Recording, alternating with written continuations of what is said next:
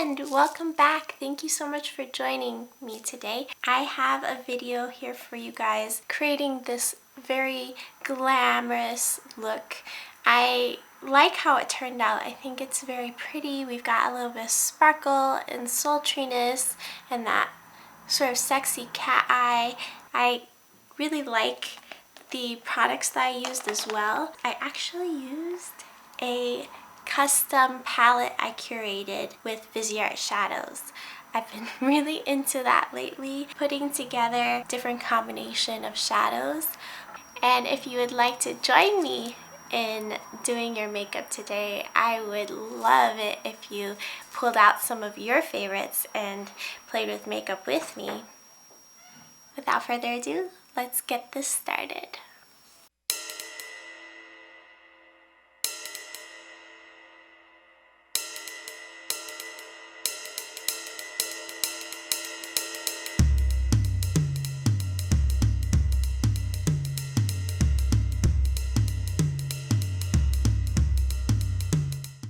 It's been a while since I have chosen to film this late at night. It is, I think, 10 p.m? Yeah, and it's my bedtime. We're gonna film. I'm taking a little bit of Embryolisse moisturizer. Just prepping the skin since I'll be taking this makeup off almost right away. What a waste, right? I'm going to prime my eyes. Not for long wear, clearly, but just for smooth application and all that, with a little bit of my Viseart. I just want to chat with you guys for a second here. I was going to purchase the Natasha Denona. I'm filming at night and my brain is not working. Glam palette. Finally found my words. I was going to purchase it. It's cool taupey oyster colors that are my favorite. My house is very taupey, so this color scheme was totally up my alley. But a couple things. I feel like I would have changed a few things about the palette, and I've come to the realization that I just don't have the budget to be buying any makeup that isn't exactly how I want it to be. If there's anything at all I don't like about it, I'm just not gonna buy it because it won't become my all-time favorite and I have so much, right? But I figured I would get my fill and thrill by custom making my own palette that's an inspiration of that palette. So I made two. This one here is the one I'm going to use. I used Viseart shadows to create this inspired by palette, and it's by no means dupes.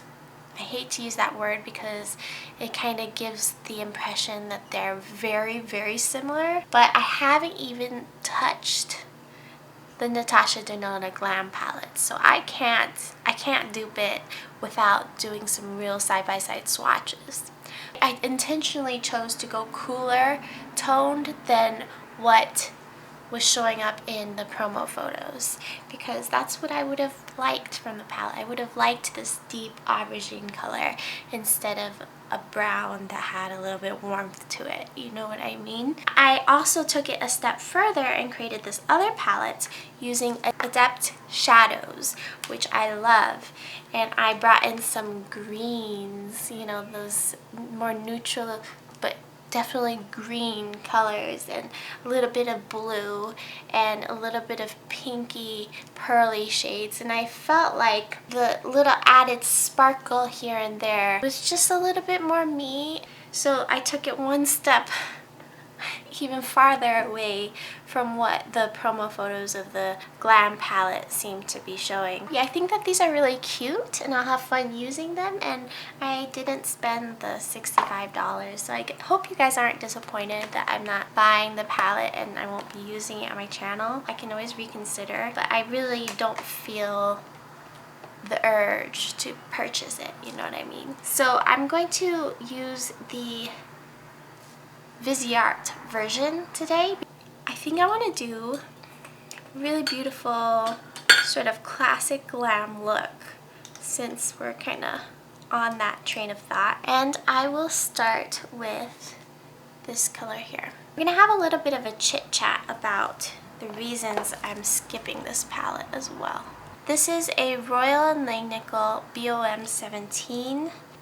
This color is a beautiful mauve that acts as a nice transition shade for my skin tone. Speaking of transition shade, how do you guys feel about the Natasha Denona system of labeling each shadow for how to use it? I have some feelings about it, and they're not good. I mean, for the most part, I think they're not bad. Like the lid shades and the inner corner shades, all of that seemed suitable for everybody, but it seemed to become a little bit exclusionary and show a little bit of a bias towards lighter skin tones with the name Transition, labeling that really pale looking color. I don't know, I feel like it should have just given a name. It bothered me a little bit. And while I would probably depot that palette anyway and put it with all my others, I'm not one for buying something where I already feel a little like, oh, I wish I could change something about it at this point in my makeup collection. I'm going to take this color.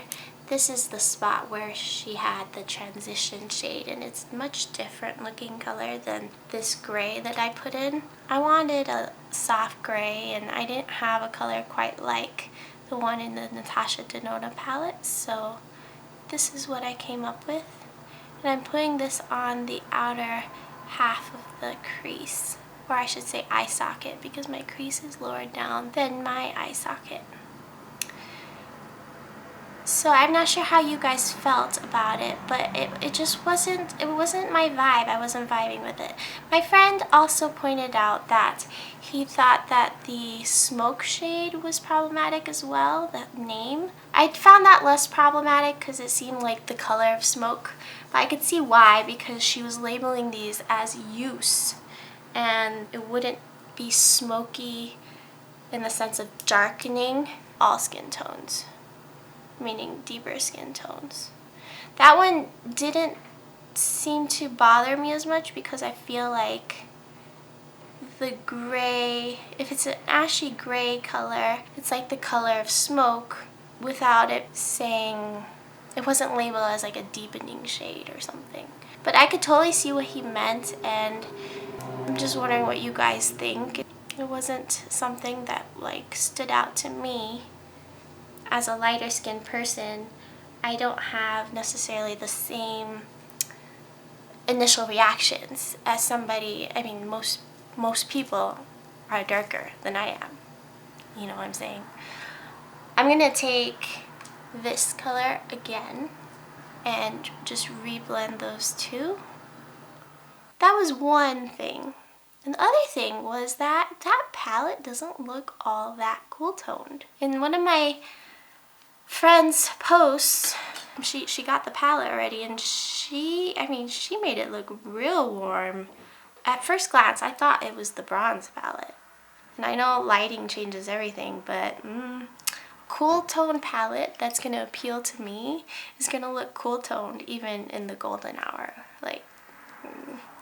So I think she just has this need to put warm tones in there, because yes, warm tones can really warm a look up and make colors look not ashy, but there's ways to do that. There's richness in cool tones too. She could have put a deep aubergine, she could have put a deep emerald leaning taupey type of color, she could have put a rich navy. Like, there's so many colors that I feel like were missed out on. Speaking of aubergine, let me take that and start to deepen this outer edge. I hate to sound so critical, because I think the palette is beautiful. And if I had a smaller collection, I would consider it a good palette to add. It's $65 instead of her other, you know, older palettes where she would always have it be at $129 or something. So you get 15 shades for the $65, which is a lot more palatable to the wallet. Just flicking this on the outer edge, this lash line area, and up toward the temple. Don't need it. I was kind of put off by the labels. I understand that those types of labels can be very instructive and helpful for people who aren't sure what to do with all those colors, but these colors are pretty neutral, so I feel like she could have included a pamphlet with suggested uses, something like that, but I felt like it was a little tone deaf to everything that's been happening in the world of Black Lives Matters, if you know what I mean. Then again, I am not a black person, so I hate to be like, this is how things need to be, because I want to open up the conversation for people who actually are affected by exclusionary names in makeup. I'm not bothered by the colors in the palette being suitable for dark skin tones. I know if I bought that palette, I could definitely use those colors on my dark skin friends for sure. Like, there's unlimited beautiful looks you can create with that palette on deeper skin tones. Oh, by the way, wow, I can't talk and explain what I'm doing at the same time. I'm taking this color, which is clearly well loved, and bringing it on the outer edge here. My Chikuhodo GSN 10, and blend this top edge. Also, I probably would have bought it, not gonna lie, if it had some cream to matte colors, but when I was reading through on the website all the different descriptions of the shades, none of them that I saw said it was a cream to matte. So, I mean, I know it didn't necessarily get the best reviews, that formula, but I really like it. And I thought it was really unique and really impactful and beautiful and fun to work with. So I probably would have bought it if it had some cream to powders. I was taking more of my transition color up in here and blending with that. This is a Chikuhodo GSN 9. I'm going into this beautiful sort of satiny color. Bringing that on the brow bone. I'd like to take a bit of this taupe brown and deepen this edge right here. It's got a little bit of warmth to it compared to these grays. I'm using the tiniest bit of pressure to just blend that right in there. I'd like to go back into this aubergine with a little pencil brush. Sort of work this into the lash line. Ryan and I just finished watching, as of tonight, Watchmen, the TV show. Watchmen, the movie, is what we watched on our first date together, and we rewatched that movie because I didn't remember it at all, and we rewatched that movie and watched the TV show the last few weeks, and it was really, really good. Very interesting, good blend of sci-fi feel and content with relevant cultural storyline. Now in 2020, the world is primed and ready for a story like that. Okay, yeah, I'm going to take more of that lighter purpley taupe and bring that underneath the lower lash line, really working that in. I'm bringing it 2/3 of the way across, and I'm gonna have it dip down a bit, making that silly face I make, I pull my skin down. This Morphe E19 small flat brush, I'd like to pick up some of this beautiful silvery tone right here. Just start closer by the inner corner. Pro mixing medium on the back of my hand. I'm going to take this in that little area between the upper and lower lash line point. I'm going to take some more and start to paint that right onto the inner part of the lid.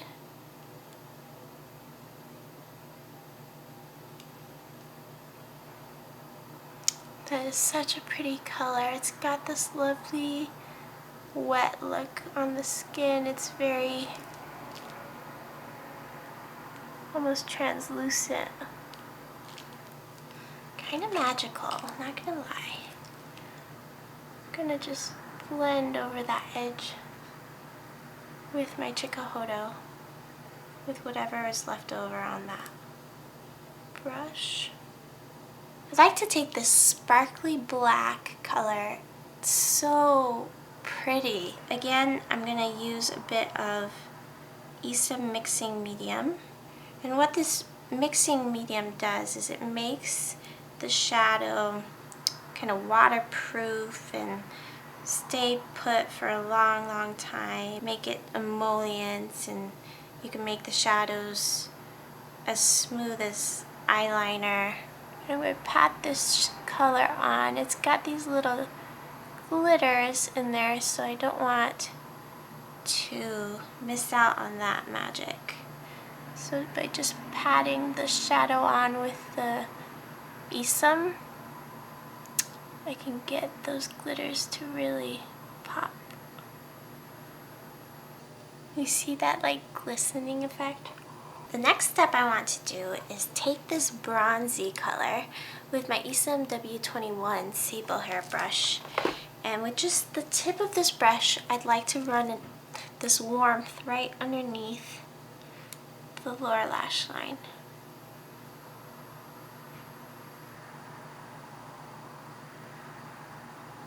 I'm going to go a step further and bring a dash of this bronze right through the lower part of the brow bone.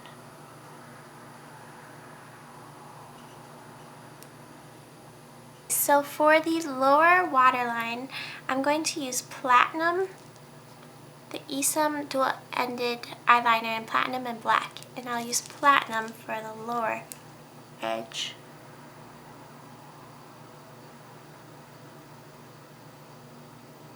And connect it to the inner corner. Then I'm going to take the black side and bring that right underneath the upper lash line.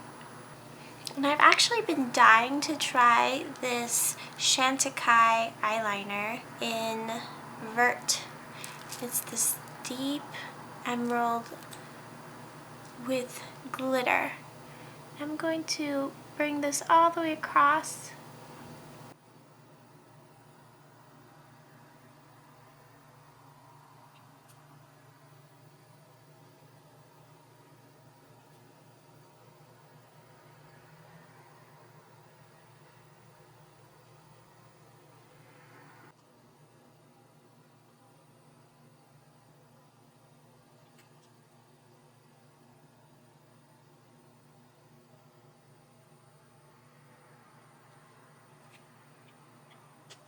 Okay, a little bit of liner. Never hurt anybody. I have to say this liner doesn't disappoint. In person, it's incredibly beautiful. And I think it picks up on camera too. Hard to see in my viewfinder, but I think it picks up. I do want to do, you know, mascara and all that, but I want to let the liner dry. So I'm going to start on the complexion. For complexion, I'm using my Ket 03 Olive 3 Cream Foundation. It's a little bit dark for me, so I'm going to be mixing in 01. But first I'm going to just put a light layer of this 03 down the center. So we're just hitting those problem areas. 01. Mixing that right in there. Okay, and then with my Hakuhodo B214 small brush, I'm gonna take my color corrector and get up close to the eyes. This brush is so incredibly soft. I'm down for getting really nice and precise around the eyes, so I'm taking a little angled brush and my 01 and I'm going to do my best to clean up underneath this wing. I'm going to blend that out in a second.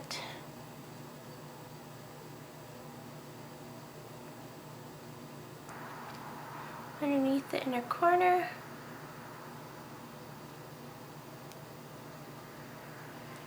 I'm going to take a bit of color corrector for in the inner corner where there's darkness. And I'm going to blend that lower edge with my concealer brush.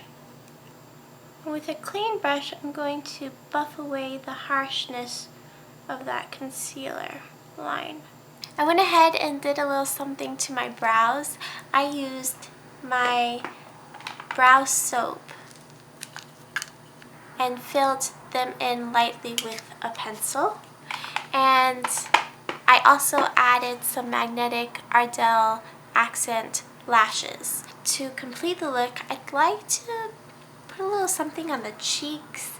I'm thinking of starting with highlighter. This is my Danessa Myricks highlighting palette, the waterproof cream palette. This one is called Fire and Ice. I'm going to take this brush that I used for my foundation, which by the way I found through my friend Anthony, who used this brush on his channel, and this brush is from Amazon and it was really inexpensive and I quite like it. And I'm going to go ahead and use this silvery color over here.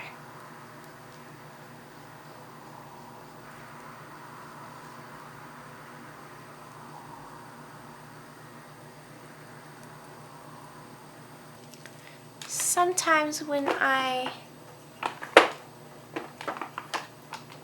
layer products like this, my coverage will kind of disappear, so I'm keeping my little foundation palette handy to go back and conceal. Kind of mixing that highlighter in with concealer. Where I have some spots from having lupus, I've got this rash, so I want to keep those covered. So I'm gonna layer between coverage and highlight. This is quite gray silvery, so I'm going to layer in this icy white to just brighten that up a little bit.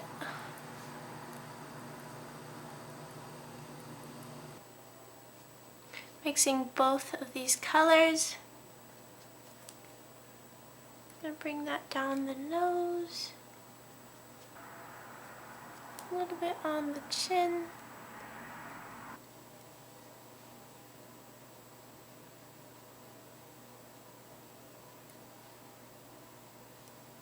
Brow bone. Forehead.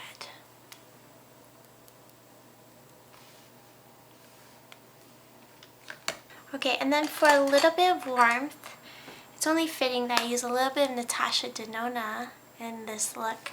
And this is the Love Glow Cheek Palette. I'd like to take the Glow Impact Powder.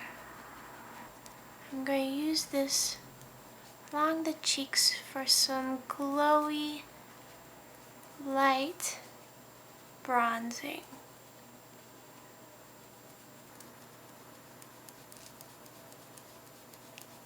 I'm going to use the Hourglass lipstick in I've Never.